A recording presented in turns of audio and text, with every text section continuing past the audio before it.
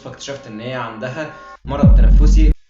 وده يا جدعان بقى، ده اخويا رفعت التوب، واللي مش هيعمل له لايك واشتراك على القناه مش هيفعل زر الجرس هديله جنيه.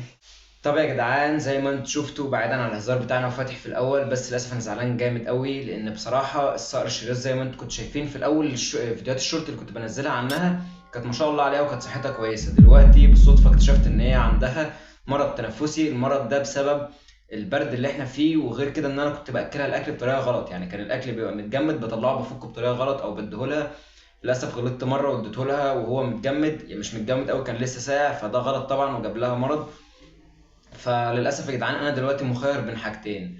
اول حاجه ان انا افضل اكلها في اكل كويس، اكل يا عم الحاج، يلا يا عم الحاج، احنا ناقصين لبخه في الكلام، ناقصين لبخه، ده عايز يتعالج ويجن. ان انا يا جدعان مخير بين حاجتين، ان انا اكلها اكل حي وهي اللي تصطاده عشان صحتها تفوق شويه، ودي طبعا احتمال 50% ان هي تكمل معايا ان هي تفوق يعني. وفي حل تاني ان انا اديها حقنه. الحقنه دي عباره عن مضاد حيوي. المشكله يا جدعان في الحقنه دي ان انا لو اديتها لها غلط هي هتموت.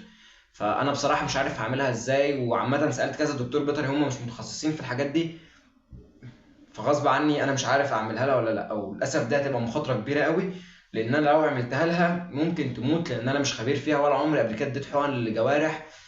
فبصراحه مش عارف يا جدعان، يا ريت تفيدوني وتقولي لي اعملها ولا لا، وادور اصلا ان انا اعمل لها كده ولا لا، ولا يعني اكلها حي بس.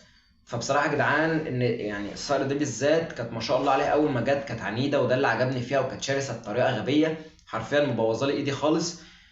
فانا يا جدعان بصراحه يعني دي بالذات انا حبيتها لان انا تعبت معاها لما دربتها. الموضوع صعب، وكلمت كذا دكتور بيطري قال لي ان هو ما عندوش حل للموضوع ده، لان هم مش متخصصين في الجوارح او كده.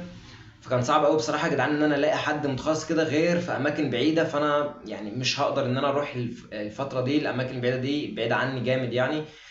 فبصراحه يا جدعان مش عارف، يا ريت تنصحوني تحت في الكومنتات اعمل ايه. هل اجازف مثلا واديها الحقنه، ولا ادور انا على حد يكون فاهم فيها ويديها الحقنه؟ فبصراحه يا جدعان انا بجد مش عارف اعمل ايه، لان دي الوحيده اشرس شرياسه جبتها في حياتي. كانت شرسه جدا اول ما اصطدتها، وكان صعب جدا يعني ان انا افرط فيها، لان انا تعبت، شرفطت لي ايدي. بقول لكم يا جدعان شرفطت لي ايدي، يعني زي ما انتم شايفين هنا ايدي حرفيا متعوره تمام. زي ما انتم شايفين ايدي متعوره اهي، وحرفيا في ايدي هنا برضو في جروح كتير. فدي الشراسه دي بالذات كانت جايه شرسه، وزي ما بقول لكم ميزانها قل جامد، فبصراحه صعبت عليا قوي. فيا ريت يا جدعان بجد كلكم تنصحوني. فبصراحه انا بحب الحاجه العنيده، ودي بالذات عجبتني. فخلاص كده يا جدعان، فمش عارف بقى، يا ريت تقولوا لي رايكم تحت، وتقولوا لي اديها الحقنه دي ولا لا. بس كده، سلام.